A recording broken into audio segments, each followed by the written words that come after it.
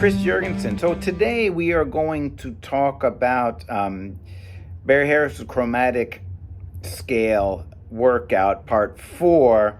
I remember there's a workbook for this, and if you want to get it, you should, because it's probably about 40 something pages by now, and it's really good practice. Okay, so before I get to that, let me just tell you, it's really hot here in Tokyo. It's like 100 degrees out, so I'm sure it's hot where you are too, because there's like a heat wave going on all over the world. So just be careful out there, okay? Anyways, getting back to our Barry Harris chromatic scale workout. So just to do a quick review, I don't want to review too much because then it turns into a really long video. But anytime you have a scale, like let's say you're using a major scale. Today we're playing over G7. And you can use different scales, but the chromatic scale, Barry Harris chromatic guidelines are going to work good with the major scale. So in this case, G major or G7 is going to be C major. So we're using the C major scale, which would be G mixolydian, right?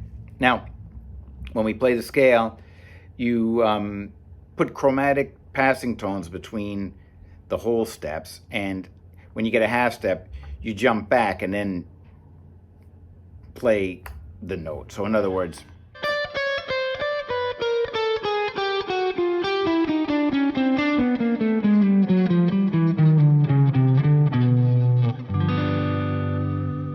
and this will give you a real traditional kind of a jazz sound, like a vocabulary, okay? So next we talked about how we can play the diatonic arpeggios approaching by chromatic approach notes. In other words, instead of going, we're going to go next C major, D minor 7,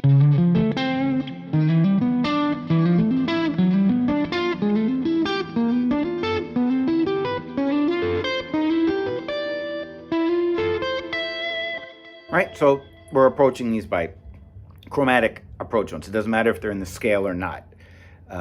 It's just half note below the root of these arpeggios. Okay, so this week we're going to talk about pivot arpeggios, and we'll just stay where we are in this C major scale. And look, we can take a C major arpeggio, right? That's generally how they teach us how to play it. But we can pivot from any of these notes. So in other words, instead of going 1, 3, 5, 7, move the 3, the 5, and the 7 below the root. So in other words, instead of, we can go, right? There's other pivots that you could do, and you should practice all of them, but I could go 1, 3, and then pivot on the 5th. I could go 1, 3, 5, and then pivot on the 7th. So these are just different ways to play arpeggios, okay? And it's good to get this into your practice. Now, we're going to take the scale and we're going to play the second pivot where we pivot from the third, okay? So instead of going from G7 like this, we're going to go. Why am I starting on G7? Because that's the lowest note we have is B, and that'll be the third of the G. So in this particular pattern, this is the lowest one that we can do using this particular kind of pivot.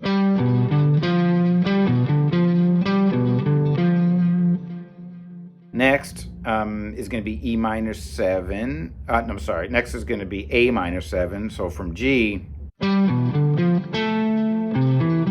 A, C, E, G, right? Next is B minor 7 flat 5. C major 7. D minor 7. E minor 7. F major 7. E7. A minor 7, B minor 7 flat 5, C major 7, then D minor 7.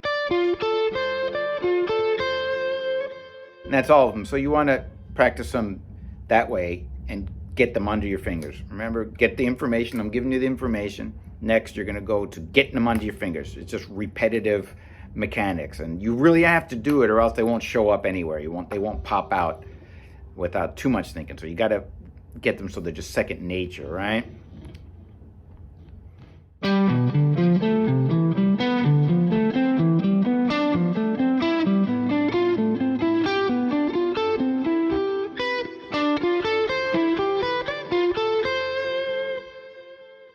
All right, so work on those. So next, when you sort of feel like you're comfortable with them, you need to make music out of them, right? So what we're going to do now is I'm just going to play over a G7 chord. I know that you don't really usually play over bar after bar of G7, but it's important to get the sound in your head.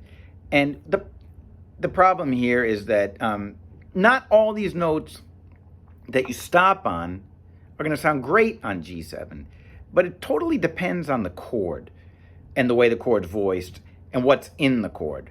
So certain notes are not going to work for G7, but they might work great for G13. Some notes are going to work great for G9, but maybe not so great for, I don't know, G6 or whatever, right? So that's why you have to wake your ear up and teach it to be quick to resolving like certain problems. Now, I don't really like the idea of what people call avoid notes, because like I said, it just depends on the chord. For instance, over a G sus chord, C is going to sound great. Over a G7 chord, it's not going to sound great. It's going to rub a little too much, and you're not going to like it. It's fine in passing, but sitting on it might hurt your ears a little bit. So, you have to sort of think about what note you're going to land on, and then sort of decide whether it's going to work, and you're going to have to move away from it, right? There's nothing wrong with playing it, but maybe you want to move to a note that's easier on your ears. So I'm going to play G7, and I'm going to play one at a time, and we'll see how it works. But before I do that, why don't we just listen, right? So let's listen to the notes, some of these notes in the scale, and see which ones sound good or which ones don't really sound that great to sit on. So let's check that out.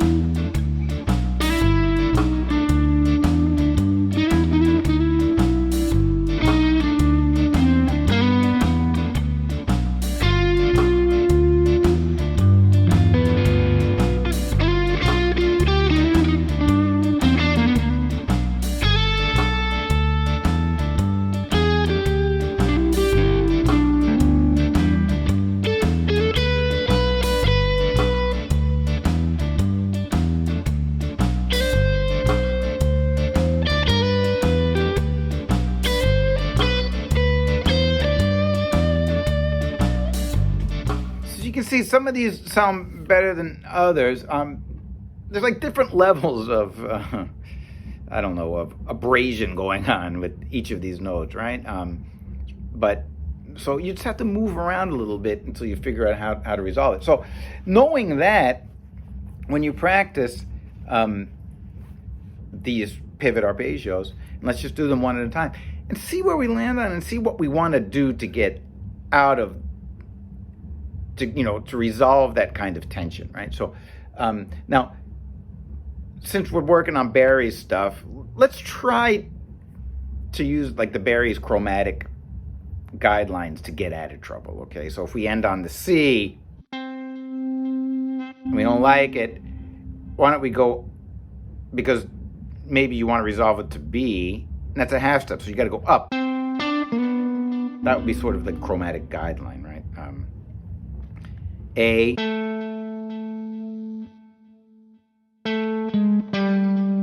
put a chromatic note between that and a G. Okay, so let's just try to do that, all right? And this is how you sort of want to practice these to, develop your ear as well as your chops, okay?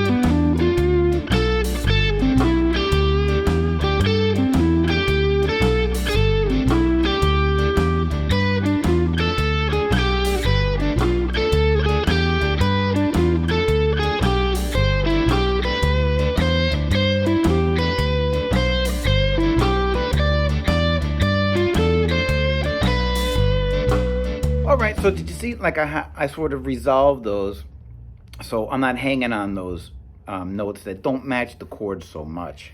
Let's move on. Next up, what we're gonna do is we're gonna, remember from the last one, we're gonna go up an arpeggio, no pivot, and approach it by a chromatic passing note. From there, we're gonna go down a third from the seventh of that arpeggio. In other words, up E minor, that's the 7. Below a third below that note is going to be B. So we're going to walk down or do whatever Barry's guidelines say to do. And in this case, it would go like this.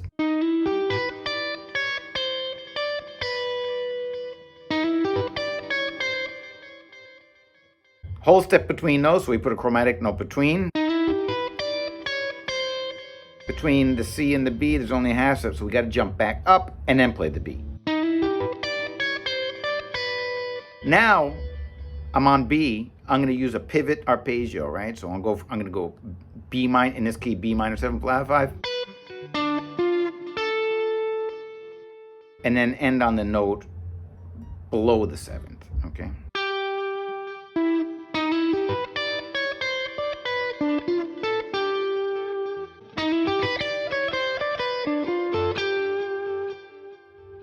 Next up, we're just going to go down one at a time. We started on E, so next we're going to do D.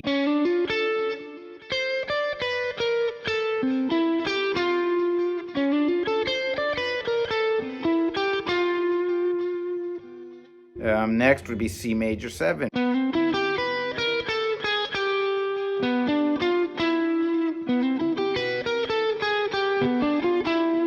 B minor 7 flat 5.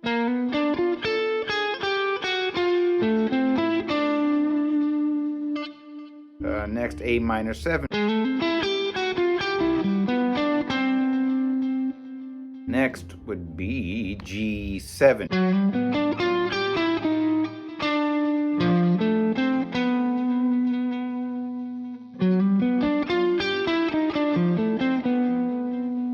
Right, next would be F major 7.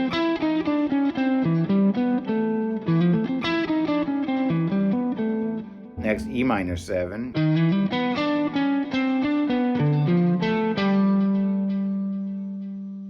Next, E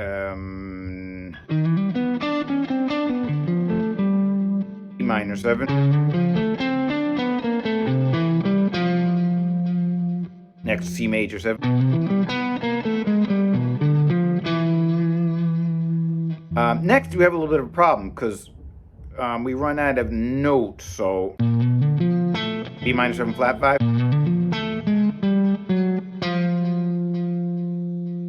We could go down if we wanted to, but for the sake of practice, let's try a different pivot because we want to fit it in. So we're going to play the F note, the third, then the fifth below. So we're going to pivot at the fifth.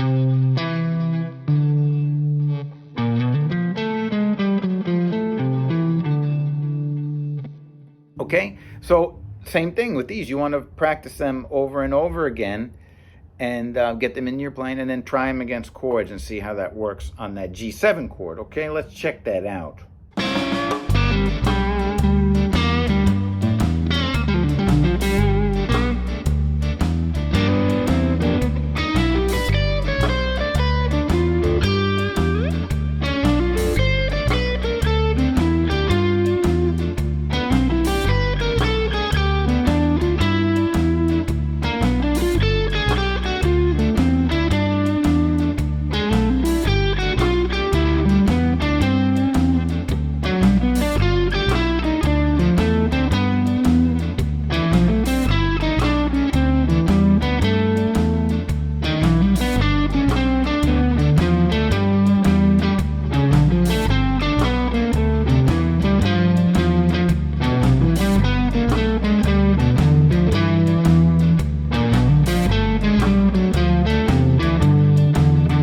Okay, so you see how these work.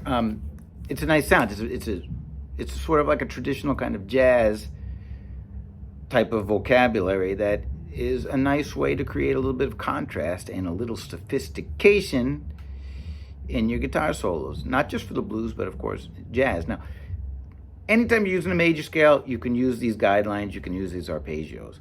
The trick is really how to figure out how you're gonna do problem solving on the fly. That's all this is really about. Okay, so I'm going to take, like, we've been working on all blues, right? You remember the last couple lessons? So let's just see if I can, put some of these licks in there randomly, and let's see what it sounds like.